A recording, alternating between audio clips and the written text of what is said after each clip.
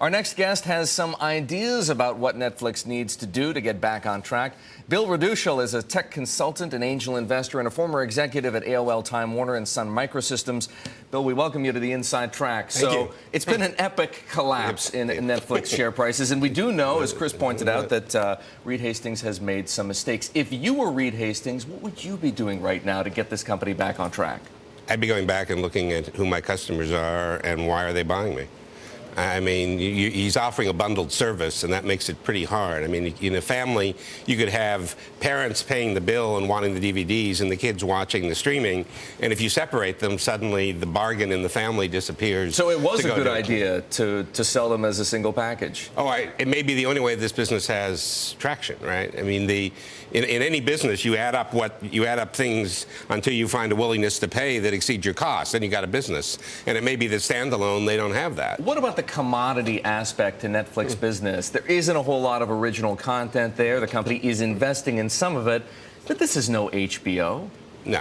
It's not. It's a complement to the mainline television service. But what does that mean when you're going up against the likes of Amazon, for example, a much bigger, more powerful company with vast resources? Well, if you look at it, what I tell people is, there are 5 layers in the value chain right now. There's services like Netflix. They run on devices which connect to networks, which then operate in a cloud and then use content. And Netflix it's leasing all of its content.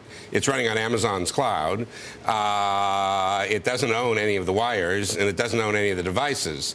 So it really has to win by being the best at picking content for people and making it something that people want to have in their portfolio of options. And that's a tough race. I mean, so it almost feels like one of those volume-driven businesses. If you can't continue to show growth, people are going to lose confidence in your business model because they begin to question the margins and the cost of acquiring additional content. Is that the situation Netflix is in right now? I think so. Does that mean the jig is up? No. I mean, they can always pull. I mean, you can find something new that gets people to go do it. What you don't learn, what we learned at AOL, is you never want to go back and disturb your customer base. If people are paying you money, you don't want to go back and give them a reason to think about whether or not they want to renew. And every time you do that, you're going to have a big hit. That doesn't necessarily, that could be a one-time adjustment. It could be a one-time adjustment. But they went out and they told their customer base, and there are people out there who never use Netflix who were paying for it. And they said, wait a minute, why am I paying for this in any case?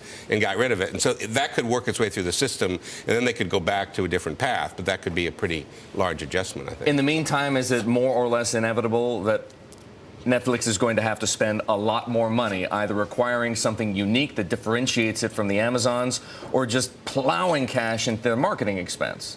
Or plowing money into creating content. I mean, HBO won in its time by going off and making marquee shows and taking its money and making a huge bet.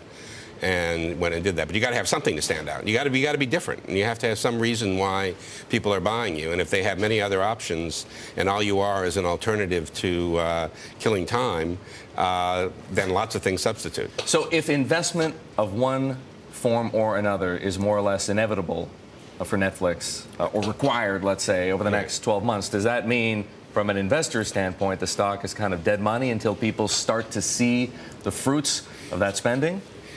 Probably, but I mean, yeah. It also may be if they have something in the hat, they could also be a good opportunity, I guess. But we didn't hear anything like that last night, though. No, you didn't. I mean, what we heard was Reed Hastings draw comparisons to AOL Time Warner's dial-up business. Right. I mean, it can never be a good thing when you're comparing your business to what happened to dial-up, is it? Well, dial-up is still there. It's still a big business. So some things go on forever and ever and ever, Eric. They just never die. But disturbing your customer base and giving them a reason to question why they buy you in the first place is never a good thing. Bill, great to see you, and we'd love to have you back here for more tech perspective on the Inside Track from Bill Raduchel, former Chief Technology Officer at AOL Time Warner.